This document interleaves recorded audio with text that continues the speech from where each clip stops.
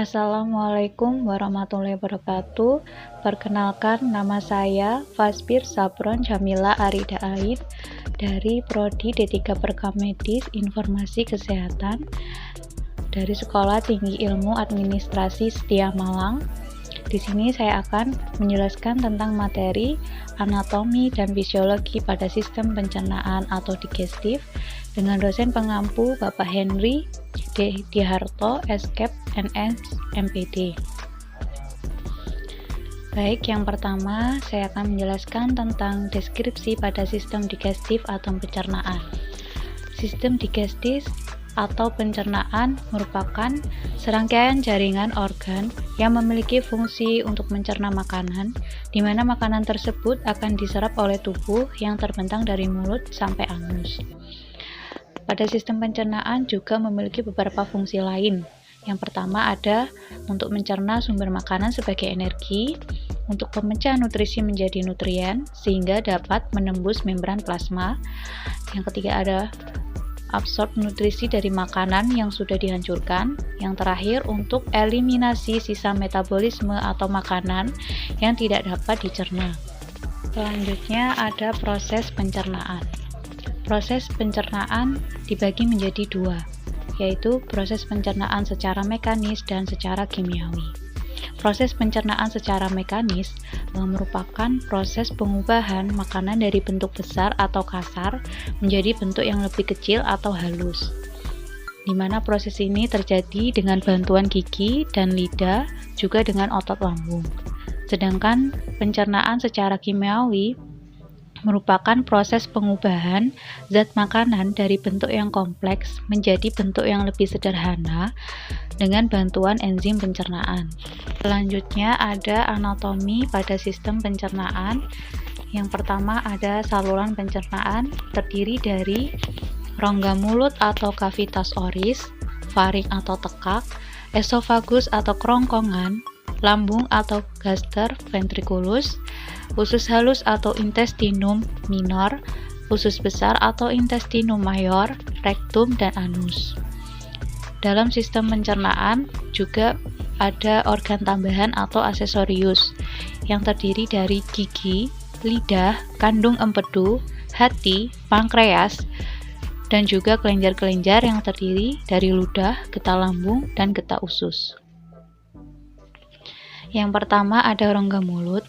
Rongga mulut merupakan rongga yang berada di antara pipi, bibir, lidah, tenggorokan, dan langit-langit mulut, dan juga sebagai tempat pintu masuk dari trakus gastrointestinal, di mana tempat permulaan bagi proses digestif mekanis, yaitu dengan cara mastikasi atau mengunyah, dan juga proses digestif kimiawi melalui enzim yang terdapat dalam saliva. Dalam rongga mulut juga memiliki beberapa fungsi. Yang pertama sebagai jalur masuknya udara, yang kedua sebagai gerbang utama bagi makanan dan minuman untuk masuk ke dalam tubuh, dan yang terakhir berperan penting dalam aktivitas menunjang bicara. Selanjutnya batas-batas pada mulut terbagi menjadi tiga. Yang pertama bagian depan rongga mulut atau oral cavity yang dibatasi oleh bibir. Kedua, ada bagian atap mulut dibentuk oleh palatum, di mana lidah yang terletak di lantainya serta terikat pada tulang hyoid. Bagian atas tersebut juga dibatasi palatum durum atau keras, membran mukosa yang melekat pada jaringan tulang, hingga palatum mol atau lunak yang mempunyai pusat otot rangka dan banyak kelenjar mukosa pada lapisan submukosanya.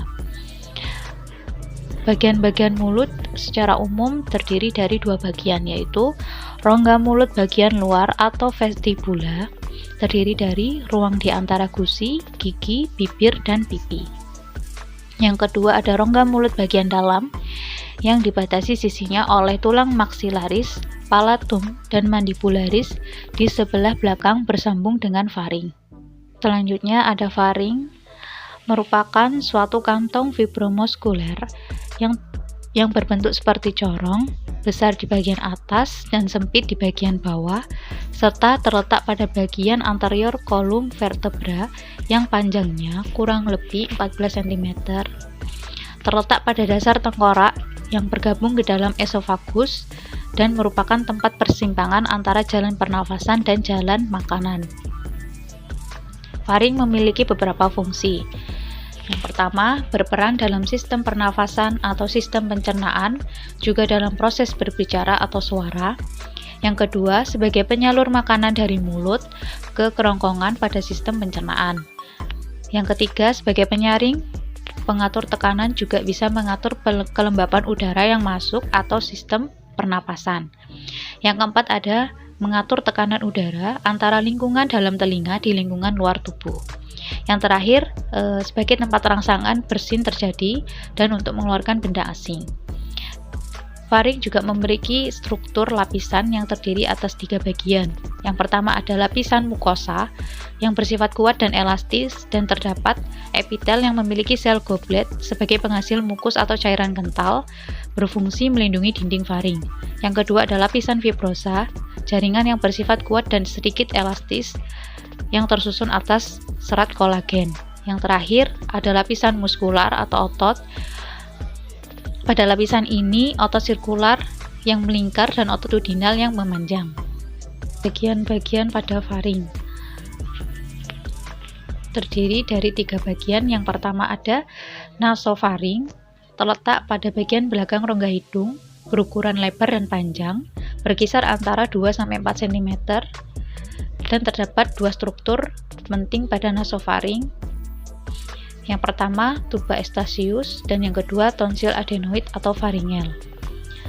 Selanjutnya ada orofaring, berada pada bagian belakang rongga mulut, mempunyai klep yang disebut epiglottis, berfungsi sebagai mengatur makanan agar tidak masuk ke saluran pernafasan, di mana pada bagian dinding lateral atau bagian kanan dan kiri terdapat tonsil palatina yang merupakan massa jaringan limfatik, berfungsi untuk melindungi dari infeksi. Dan yang terakhir ada laryngofaring atau hipofaring, di mana ini adalah bagian paling akhir pada faring, merupakan tempat bertemunya saluran pernafasan dan saluran pencernaan, sehingga mampu dilewati udara dan juga makanan.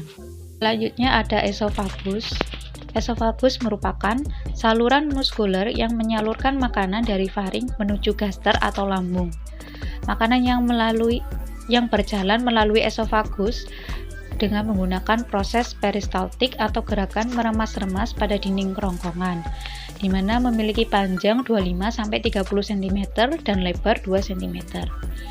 Esofagus memiliki fungsi sebagai tempat menyalurnya makanan dari mulut ke lambung, sebagai menghasilkan gerak peristaltik dan mencegah laju isi dan cairan lambung. Esofagus memiliki beberapa struktur yang terdiri atas 4 lapis dinding. Yang pertama ada lapisan serosa, lapisan paling luar kerongkongan. Yang kedua ada lapisan otot polos yang bekerja tanpa sadar. Yang ketiga ada lapisan submukosa, lapisan jaringan ikat longgar. Yang terakhir ada lapisan mukosa atau lapisan mukosa pada kerongkongan. Esofagus juga memiliki bagian-bagian yang dibagi menjadi 3 bagian. Yang pertama ada bagian superior, di mana sepertiga atas esofagus merupakan penyusun. Pada bagian superior adalah otot rangka. Yang kedua bagian tengah, di mana 2/3 tengah esofagus terdiri dari otot campuran dan otot rangka dan otot halus. Yang terakhir bagian inferior, di mana 3/3 bawah esofagus sebagai otot menyusun. Bagian inferior adalah otot halus. Selanjutnya ada lambung, gaster atau ventriculus. Gaster merupakan bagian dari traktus gastrointestinal pertama yang berada di intraabdominal. Memiliki kapasitas normal pada lambung adalah 1-2 liter. Lambung memiliki lekukan yang dinamakan curvatura major di sebelah kiri dan curvatura minor di sebelah kanan. Lambung memiliki beberapa fungsi. Yang pertama, untuk penyimpanan makanan, untuk produksi kimus, digestif protein, untuk produksi mukus, untuk menghasilkan enzim-enzim dan hormon pencernaan, dan yang terakhir untuk produksi faktor intrinsik suatu glycoprotein yang disekresi sel parietal. Lambung memiliki beberapa bagian. Yang pertama ada pars atau bagian kardiak berhubungan dengan esofagus. Yang kedua ada fundus gastricum yang berbentuk seperti kubah berbatasan pada kubah diafragma kiri. Yang ketiga ada corpus gastricum di mana 2/3 bagian dari lambung dan berada di bawah fundus. Yang terakhir ada pars atau bagian pylori terdiri dari 2 bangunan yaitu antrum, pyloricum, dan pylorius. Gaster juga memiliki beberapa batasan yang terdiri dari 4 bagian. Yang pertama ada superior berbatasan dengan bagian distal esofagus. Yang kedua ada inferior berbatasan dengan duodenum. Yang ketiga ada anterior dibatasi oleh bagian superior diafragma. Dan yang terakhir ada bagian posterior pada lambung berhubungan dengan pankreas, adrenalis, sinister, ginjal, dan diafragma. Selanjutnya ada usus halus atau intestinum minor. Usus halus adalah usus yang terletak di antara lambung dan juga usus besar. Usus halus memiliki panjang sekitar 6 meter dengan diameter berukuran 2,5 cm. Usus halus memiliki fungsi. Yang pertama sebagai pencernaan protein, yang kedua mencerna lemak, yang ketiga mencerna karbohidrat, yang keempat proses penyerapan nutrisi, yang kelima menyerap air dan elektrolit, yang keenam menyerap mineral dan vitamin, yang ketujuh penetralan makanan, dan yang terakhir berperan dalam imunitas. Usus halus memiliki beberapa bagian yang terbagi menjadi 3. Yang pertama ada duodenum atau usus 12 jari, yang kedua ada jejunum atau usus kosong, yang ketiga ada ileum atau usus penyerapan. Berikutnya ada usus besar atau intestinum major. Usus besar adalah organ penyernaan yang mengelilingi seluruh rongga perut. Organ tersebut juga memiliki kolon yang memanjang dari sekum, kantung yang menghubungkan ileum atau ujung usus kecil dengan kolon sampai ke anus. Usus besar memiliki beberapa bagian yaitu sekum, kolon, rektum, dan anus. Kolon memiliki beberapa bagian pada usus besar, yaitu kolon ascendent atau usus besar yang menanjak, kolon transversum atau usus besar yang melintang horizontal dari kanan ke kiri, kolon descendent, usus besar yang menurun, dan yang terakhir ada kolon sigmoid, usus besar yang berukuran pendek mirip huruf S. Selanjutnya ada rektum. Rektum adalah bagian dari usus besar yang terhubung dengan kolon sigmoid. Fungsi usus besar pada bagian ini adalah menerima dan menyimpan limbah dari kolon. Penyimpanan yang terjadi akan menunggu waktu pada tubuh untuk mengeluarkan limbah tersebut melalui anus. Proses pengeluaran limbah dari tubuh akan terjadi ketika otak menerima rangsangan sehingga menghasilkan sinyal kapan limbah, termasuk gas atau tinja, harus dikeluarkan dari tubuh. Selanjutnya ada anus. Bagian paling akhir atau ujung dari usus besar adalah anus. Saat rektum sudah penuh atau terisi dan tinja siap dikeluarkan, disinilah anus akan mengambil peran. Tinja atau kotoran akan dikeluarkan melalui anus dan ditandai dengan sensasi mulas serta dorongan untuk buang air besar. Dalam kondisi normal, proses pengolahan dan pencernaan makanan akan membutuhkan waktu sampai akhirnya menjadi tinja dan bisa dikeluarkan dari tubuh. Pada sistem pencernaan atau digestif, memiliki beberapa organ tambahan atau aksesorius. Yang pertama ada gigi, di mana makanan akan dihancurkan oleh gigi yang berjumlah 32 buah atau 16 buah pada setiap rahang. Terdapat 4 jenis gigi, yaitu incisivus atau incisif, disebut dengan gigi seri, canina atau caninus, disebut dengan gigi taring, premolar, disebut dengan gigi geraham kecil, molar disebut juga gigi geraham besar. Yang kedua ada lidah, di mana lidah dibentuk oleh otot skeletal dan dilapisi oleh stratified squamous epithelium, merupakan kumpulan otot rangka pada bagian lantai mulut yang membantu pencernaan makanan dengan mengunyah dan menelan. Lidah memiliki beberapa bagian, yaitu lidah bagian depan atau apex, lidah bagian pangkal atau dorsum, frenulum atau jaringan tipis, papilah mengandung saraf dan organ pengecap atau taste bud.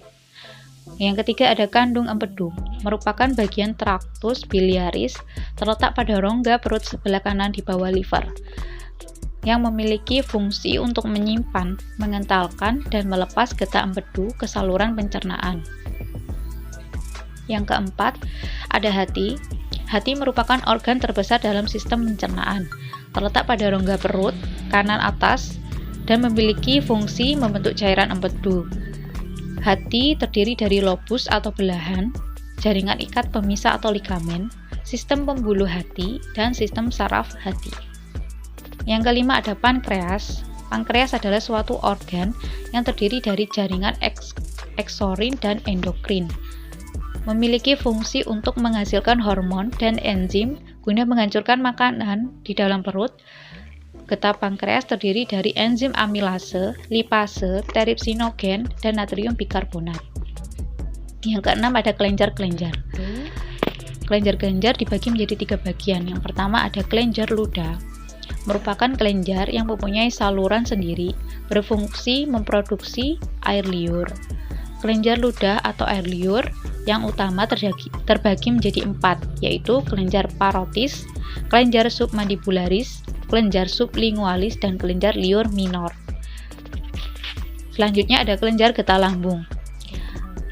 Kelenjar getah lambung memiliki cairan asam berwarna jernih dan tidak berwarna yang disekresikan oleh kelenjar lambung dan membentang jauh ke mukosa pada dinding lambung.